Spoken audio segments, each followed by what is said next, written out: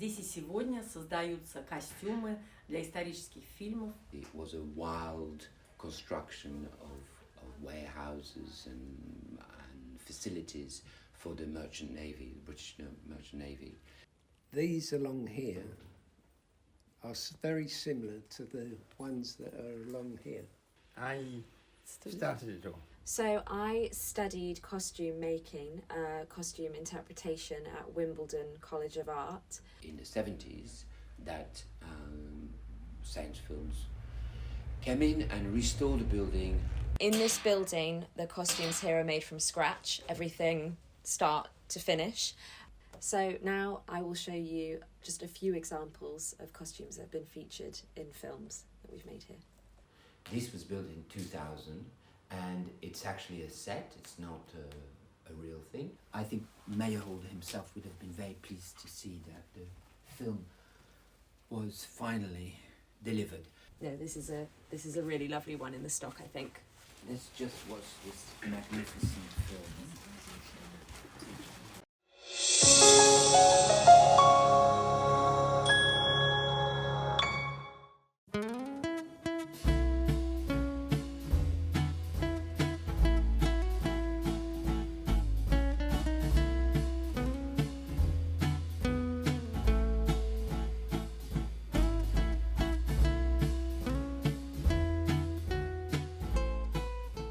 Сейчас мы находимся на одной из достаточно старых киностудий города Лондона, Мосфильм студию. Эта студия интересна тем, что она находится в старинном здании, дока. И оно уже насчитывает несколько веков своей истории. И в 1970 году здесь открылась киностудия. И она известна тем, что здесь и сегодня создаются костюмы для исторических фильмов. И эти костюмы активно берутся на прокат для производства фильмов в разных странах. Вот сейчас, в частности, мы видим здесь коробки, которые отправляются в Италию для производства фильма. Здесь сохраняются прекрасные традиции, типичные для Британии.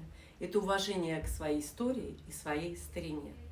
Я очень уважаю англичан за это их качество не ломать, а продолжать. Бережное отношение к предметам, бережное отношение к манерам, бережное отношение к тому, как люди должны общаться между собой.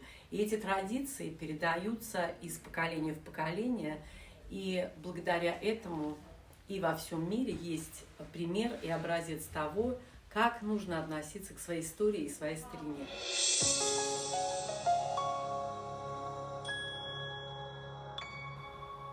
This building is a warehouse which was built at the end of the 18th century. It was built in the 1780s, and it was part of the docks. It was part of London docks. London docks is a peculiar urban structure in the sense that it was completely unregulated. It was a wild construction of warehouses and facilities for the merchant navy, the British merchant navy, and they built those buildings a little bit, I would say, randomly according to the use that was required.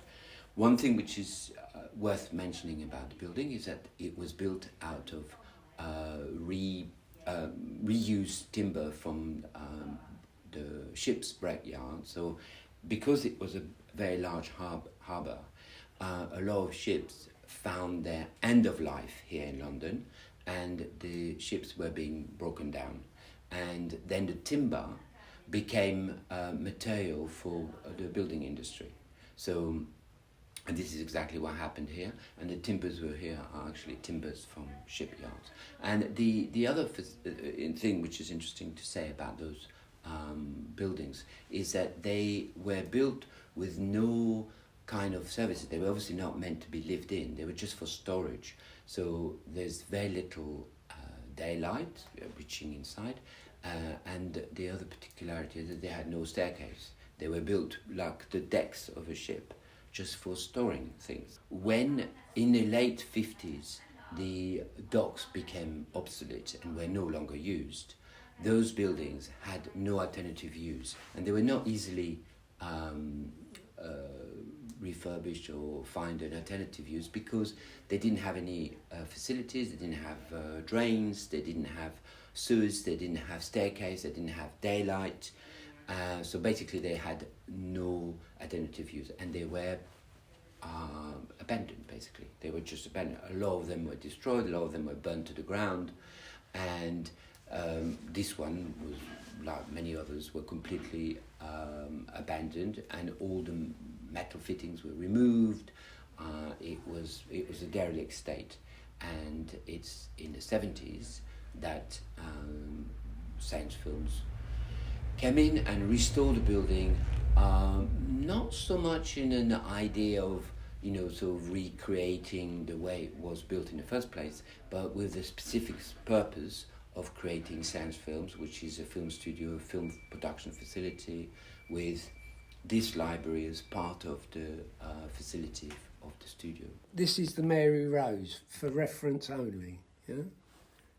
These along here are very similar to the ones that are along here. They're called knees. And if these go in the boat, the hull collapses. Hence the saying, weak at the knees, usually to do with drunkenness. Well, on land, that is. Yeah? This is what used to hold up the decks, and this is the mast that used to hold up the sails. Green heart, they call it. It's a special kind of pine tree that the wood lasts for a very long time. Even the worms don't like it. Because this was a granary, you know? And when they put the bags of corn and stuff in, they used to, you see in the top, I have to show you, you have to come over here. These little holes, there, they used to put in wedges. When they put very heavy load up there, the building would do that, you see. And it's very, they knew so many things we've completely forgotten about. That's the interesting thing about history. Yeah. We must learn from it. Everything's happened before. Everything. Wars, everything. You working in studio? I started it all. Yeah. I made some money on some films and bought these buildings. The Picture Research Library is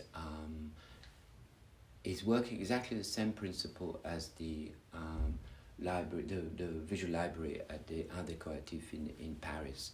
It's a collection of visual reference, and it's classified by subject, so that designers and mostly costume and set designers can use the visual reference not so much for illustration or for reprinting or distribution. It's for giving them ideas and inspiration on sets and costumes. It's a reference, it's a visual reference library, and it's important because it creates an environment where people can develop their creativity, which is really the purpose of it. We're often asked why it's not digitized, and the reason it's not digitized is that there is plenty of digital library as it is. There are very few analog libraries. An analog library fulfills a different function, it provides a different service, and above all, it gives different types of results, different kind of ideas. And its main purpose is to stimulate imagination rather than to stifle it, which is what the internet tends to do. Welcome, you're now on the stage of science film. So in 1975, when this building was restored, this room became a stage of a studio. It's a film studio. Science film is a production facility, it's a film studio. And it has been a film studio since 1975. And this room is our main stage, is where people come to do filming and recording of all sorts of things. And as you can see, it has in it the set of a theatre. This was built in 2000, and it's actually a set, it's not a real thing, but we've kept it because it doesn't stop us doing our usual business of recording interviews and recording small dramas and so on and so forth, and it gives us the opportunity to do live performance.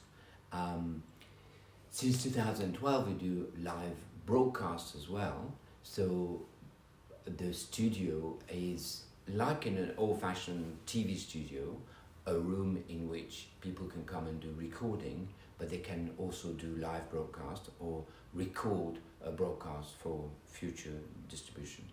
And so we do a lot of music recording, we do a lot of interview recording, we do a lot of live performance, sometimes with an audience, sometimes without an audience. And this is what Centre Films does. And it's the main focus of the studio is the spoken word and music.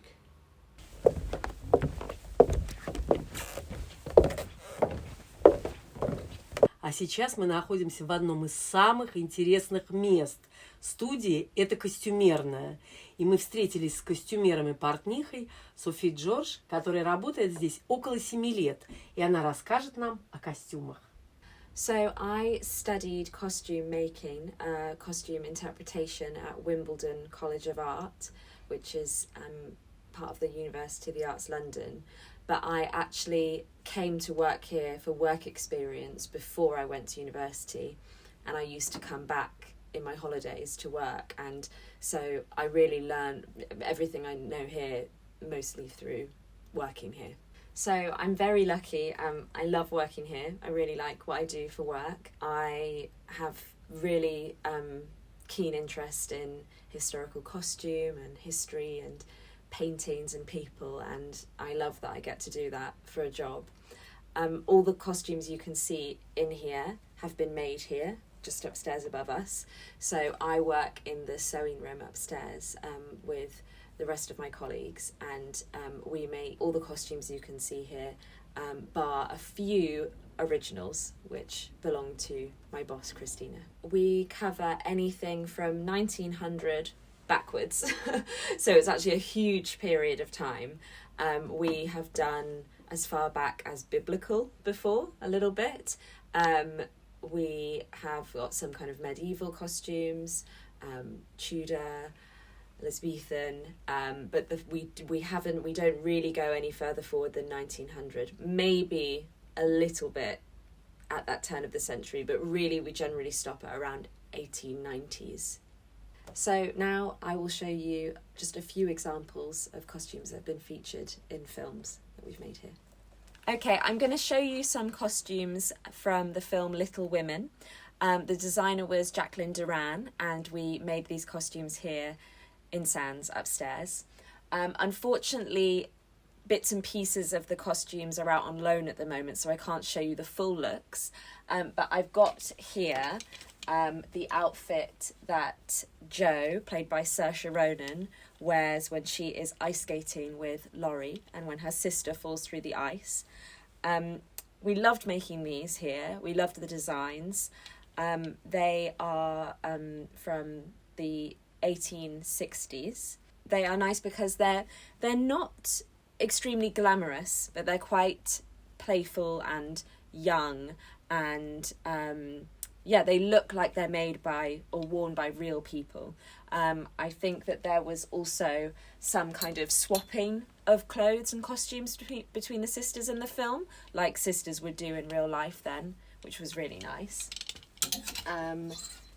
These are some more outfits worn by the sisters. I think this is worn by Beth. Yeah, we really loved making these upstairs. Some more here. So a little bit about the making here. We have quite an emphasis with our making on historical accuracy. So generally, if you can see something on screen, it should be made in the way it was made in the period. And that definitely applied to a lot of the work that we did on Little Women. So there were lots of hand details, lots of quite subtle things that you might lose in a flash. You know, you might not see it necessarily for very long on screen, but that are important to giving the overall look of the costumes and an accuracy to what you see. So this 1850s gown I really like. Something we worked on here, and interestingly the ribbons that you can see on here are actually from an original dress which my boss Christina owned, but we wanted to make sure that it could be used in something else and worn again, so we took apart the original gown and mounted this onto new silk and made this gown. It's a lovely piece, it's quite grand. And one thing that we were able to do, because this ribbon is so special and really nice, is we were able to make an evening bodice to wear with this as well. So this was quite a common thing that you would have seen, that gowns would have had a day bodice and an evening bodice to go with their skirts. Yeah, it's just really, really special, this ribbon. So it's nice to be able to use things here that otherwise might have, you know, been deemed not wearable again, you know. This is a really lovely one in the stock, I think.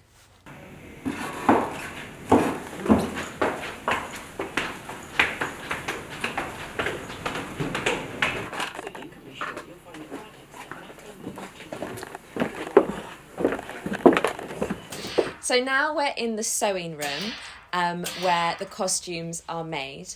In this building, the costumes here are made from scratch, everything start to finish. Actors also come here for their fittings, where we will fit them in their costume.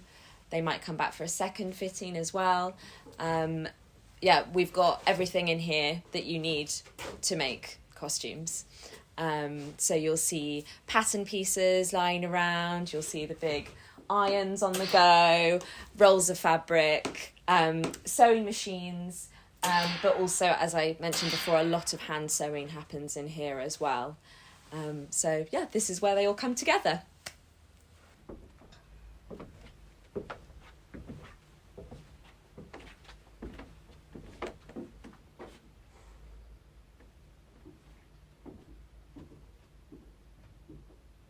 So, Film is, as I mentioned earlier on, Film is a production facility, and because of that, from the beginning, from 1975, we've always had in the studio a viewing theatre, a place where we could watch the rushes, so we could show the result of what's been recorded on the stage, on the screen.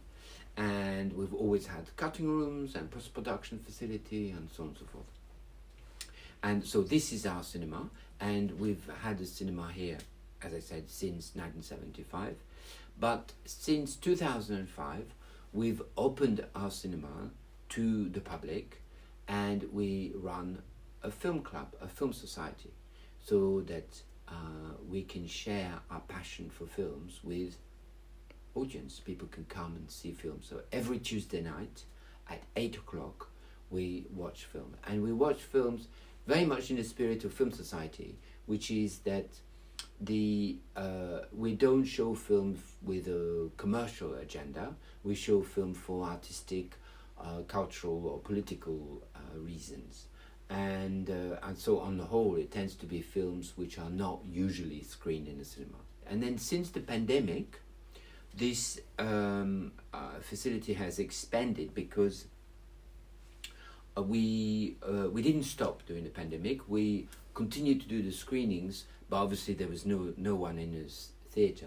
What we did is that we streamed it online, and we've went on doing this. So since the lockdown period, we also stream live every Tuesday night at 8 o'clock the film club presentation. And this is what takes place in this room. And the other thing which is worth mentioning is that over the years, the number of people on our mailing list is grown quite a bit. We now have a mailing list of 12,000 people who are interested in what we do. Everyone. It's a universal, it's open to all human beings. Yes, no, there's no limitation. And it's no question that it's free, is that we do not charge. We do not charge tickets. There's not an entrance fee or there's no registration fee. But we invite people to make donations. So that's what we rely on. Because we obviously got to pay the license to show the films. Now we're going through a series of films which are staging major masterpiece of theatre, and we're also looking at it slightly in a historical context of film histories. And tonight we're going to look at Hamlet, directed by Kosinstev. Although it's a film made in 1964, it's a film which inherits the vibrancy of the theatres in the early Soviet era, the post-First World War period. And one of the big guy of that period is Meyerhold, who had a massive influence, both as an actor, as a producer, and as a director, on the atmosphere, if you like, the direction in which theatre, acting, performance developed in the early Soviet period. So Kosinstev and Trauberg are very, very young. They're almost teenager when they start. Kosinstev is born 1905, so he's 10 years younger than people like Eisenstein, who already very young. And one of the things they create, the FEC, is a sort of factory of the eccentric actors. They are inspired obviously by the revolution, by the atmosphere of the revolution, and they react to the idea of doing a theatre which was obviously the theatre of the previous generation, of the Tsar, if you like, was a very formalist and very a theatre for the upper class, for the bourgeoisie. And they are inspired by the idea of creating a theatre which is for everyone, which talks to everyone. And they develop a form of filmmaking, acting, staging, which is very specific to that period and very strong. What interests me, what I think is interesting, is all of those artists of that period are all influencing each other in that direction. They are all in the same atmosphere, if you like. The film you're about to see, which is part of the later period of Kosinstev, it's a period where he was not working with Trauberg anymore, and he did 3 films towards the end of his life, which is Don Quixote, Hamlet, and King Lear.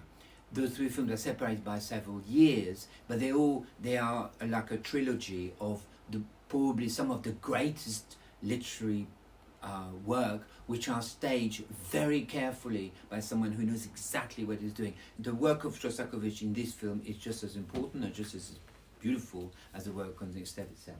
You know that Meyerhold had a very bitter end to his life because he ended up in conflict with the Stalin regime. Meyerhold didn't survive the Great Purge. His work did. In the Stalin years, Hamlet was banned because there was a possible, to some people maybe an obvious parallel about the trajectory of Stalin reached to power and the story of Hamlet, of the king.